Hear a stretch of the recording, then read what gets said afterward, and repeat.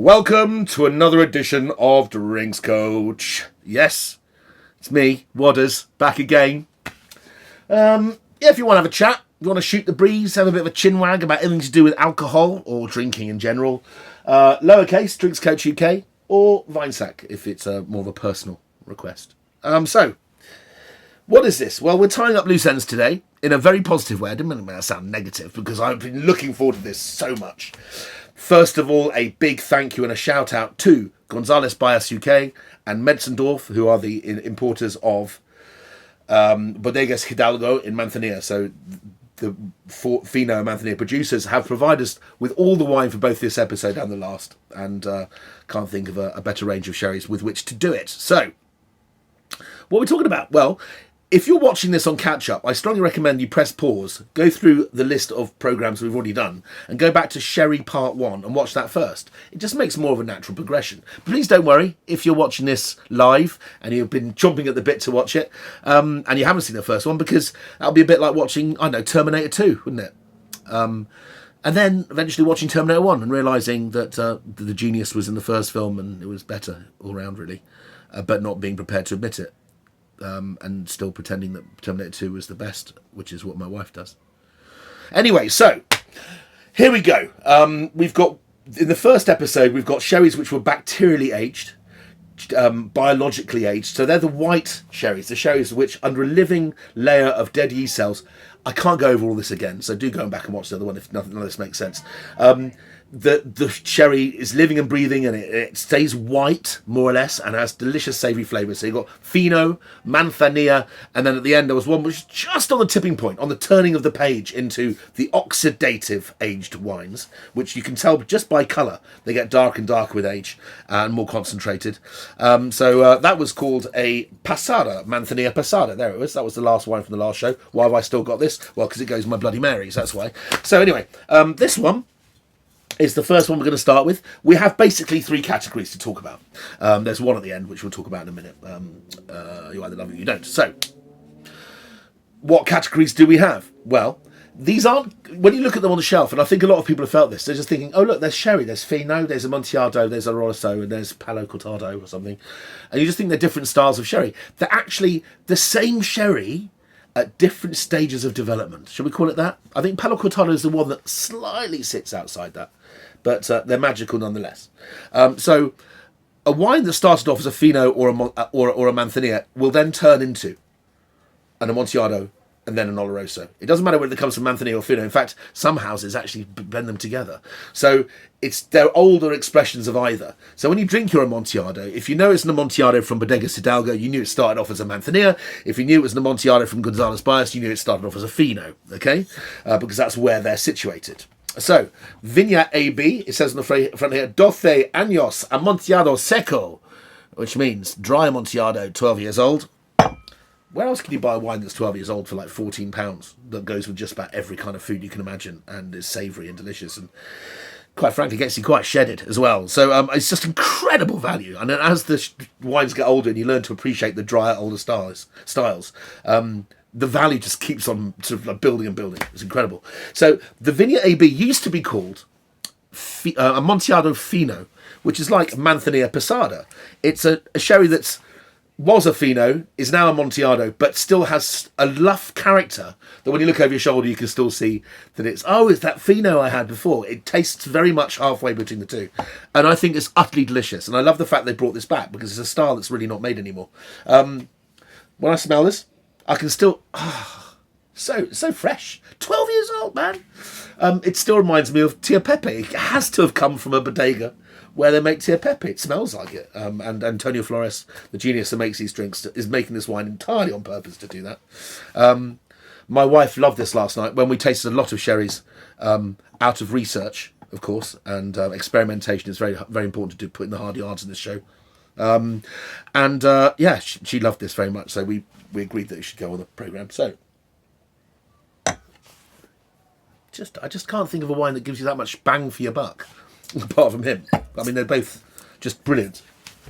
14 quid buys a whole bottle of that. It's just magical. Okay, so, Amontillado, what does that mean? Well, Amontillado literally means tastes like Montilla. Montia is another region further inland where they don't get the same floor yeast covering in the wines. They don't stay so fresh for an incredibly long time. But from day one in the barrel start to get nutty and oxidise and get a little bit old and tired. So when really fresh wines like Fino Manzanilla starts to show that they're tiring, I think tiring's the wrong word, but they go into another phase of age and they're getting nutty and softer and more alcoholic rather than fresh and zingy. They say the wine is becoming Montia-like, so it's turning into Amontillado. That's where the name comes from. Some Amontillados can be 50 years old and still have freshness to them. It's extraordinary how some of them keep.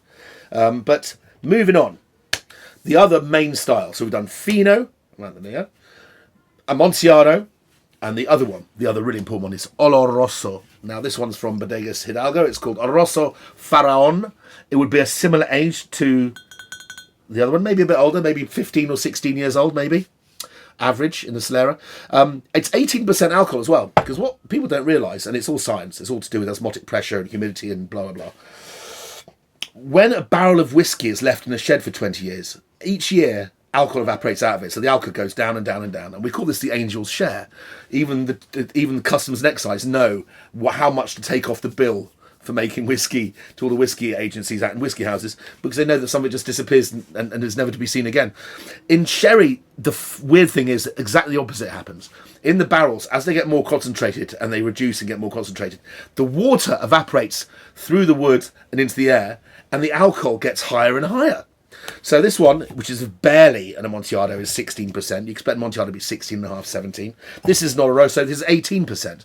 This one here has an average age of 30 years old, and it's 20%. So that's, you can see it's going up and up. So, this is Faraón. Faraón means Pharaoh in Castilian, in Andalusian, and it's a nickname. It means Pharaoh, but why would that be on a bottle of sherry? Well, it's because a pharaoh is the nickname of the chief of a gypsy tribe in Andalusia. So if you see somebody wearing maja and the maracas, like clack, clack, clack, clack, clack, clack, castanets chopping away, the main dude in there, he's the pharaoh, and that's where the name comes from. So it's a very Spanish colloquialism. Okay, so how are we doing for time? Not bad at all. What does Oloroso mean then? We know what Amontillado means. We know Fino means fine. Well, I didn't tell you that, did I? Oloroso means odorous, smelly. People will tell you in books, and if you're there in Spain, they go, Oloroso means it is fragrant. Fragrant? No, it doesn't mean fragrant. It means smelly, odorous. You would describe a fart as Oloroso in Spain. You wouldn't describe it as fragrant. It's pongy, it means. And why is it called that? Well, actually, because the freshness has gone, the wine takes on another characteristic. It doesn't get much better, me describing it to you, but it takes on a character which we call rancio. Yes, it does. It is the word that rancid comes from. But it's the smell of something which has got nutty, oxidised completely. It's the difference between a plum and a prune. Okay, so if a prune is dry and nutty and figgy, and it's dried and has a torrefaction to it, that makes sense. That's what Oloroso means. So when I smell this wine, taste it. Oh my God, it's just like it's like a cup of pure umami. If you love the flavour of mushrooms and dried fig and savoury salty characters and marmite and soy sauce and all those sort of things, all those flavours bounce around like a pinball in your mouth, just like Oloroso does. Absolutely stunning. And my favourite match in the world, just checking I've got enough time to tell you the story, my favourite match in the world, almost favourite experience of eating. It was so simple. My wife and I were in Jerez de la Frontera some years ago, and it was smoulderingly hot. Everyone else had left this official party, and we had holiday time at the end. And we went up to this hatch in a wall where this guy said, "Come, I have cerveza," and it's freezing cold. And he was serving beer that he guaranteed was below zero in temperature, and it came out in this glass frosted. And it must have been 42 degrees, 45 degrees in the shade, and we were drinking going, "Oh my God, this is heaven." And he said, "Oh, do you want something to eat?" And we went, "Well, why not?" And said, "Yeah, so I'll give you some tapas. I want you to know how good my food is." And he served just the plainest of plain dishes, albondigas, which is just beef meatballs in a concentrated tomato sauce. Oh my God, they were incredible. And that, with a glass of ice-cold Oloroso, my friends, it just blows your mind. The experience is so wonderful. Anything with beef. Glaze your roast beef with it. Put it into beef stock. If you're doing a slow-cooked shin of beef with shiitake mushrooms, glass of Oloroso with that. Fantastic. Okay, right. We are running out of time now. This is the wine which I think most people in this wine trade know about, and many people would have had their Damascene moment, their epiphany, and gone, oh my God, sherry, maybe that's where the future lies. Apostoles. This is made by González Byass. This is like the flagship, sort of like pride and joy of Antonio Flores, González Byass. I remember drinking this back in the day when I was about 21, 22, early 90s, 91, 92, 93 maybe. And we were selling this on the shelf in Oddbins. Nobody wanted to drink sherry, and we could buy that with our staff discount for under £5 a half bottle. The wine in there has got an average age of 30 years old. Is what they call viejissimo. But there is wine, if that's the average age, there's wine which comes from the Solera that it's aged in, which was put down originally, I think, on the birth date of Winston Churchill, or it's possibly the marriage date of his mother. But we're talking ancient history here, and this wine is literally like drinking history. There's wine that's 150 years old.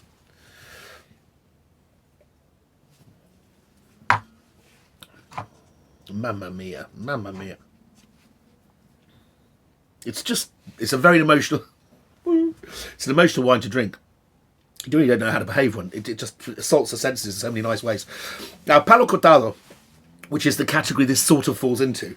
Palo Cortado is the unusual X category. So you've got Fino, Manzanilla, Oloroso, Palo Cortado, which means cut stick. Palo is a stick, Cortado means cut in half. When they go down the barrels, they notice some of the barrels turn to Oloroso quite quickly, but they're still very fresh. What's happened is the floor yeast has died quickly. So the wine is starting to go through its oxidative aging a little bit early, but they're such premium wines and they're so concentrated and so balanced. They never really have the rusticity of Oloroso. They have the finesse of Amontillado, but the characteristics and flavours of Oloroso. Much more like Madeira, in fact. And absolutely delicious, delicious wines these are too.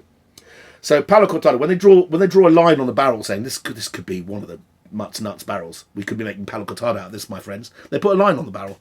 They come back 20, 30 years later and they taste it again, and if they like it, they put another line through it. They make a cross.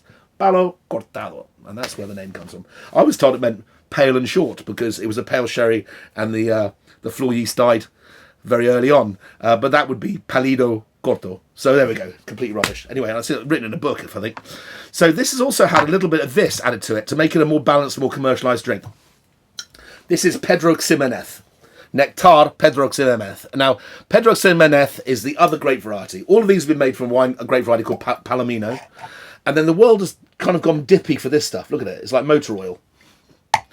Flipping, look at that. It's axle grease. Now, I don't understand the point. I do. I'm lying, really. People always ask, what's the perfect drinking vessel for this? What should I drink this out of? And I always say, drink it out of someone's navel. Because it's not really a wine. It's a component which was designed to make very dry, very old Olorosos better balanced, to give them a sweet edge. That's how cream sherry was invented. And it's the combination of the two that makes magic. On its own, it's just unbelievably sweet.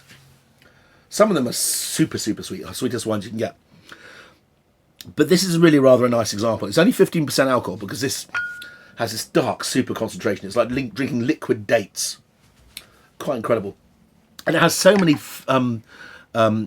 culinary uses that I always have some in the house, but I'm not drinking it. Some people love it and they might have it as a dessert wine, maybe with a bit of chocolate or something, but it's just too strong for that. It's too intense. What I do is I glaze pata negra pork chops with it. Or when you have a cafe affogato at the end of a meal where you put some ice cream into an espresso, I drizzle a bit of that on top. There's other ways of using it. Absolutely fantastic. Fantastic wines, all of them. There you go. Prices again, £14 maybe, £12 for a half litre, slightly smaller bottle. This is about £22 on Amazon at the moment. And this Turkey chappie's only about £14 as well. There you go. Spoil yourselves rotten. Drink sherry. You know it makes sense.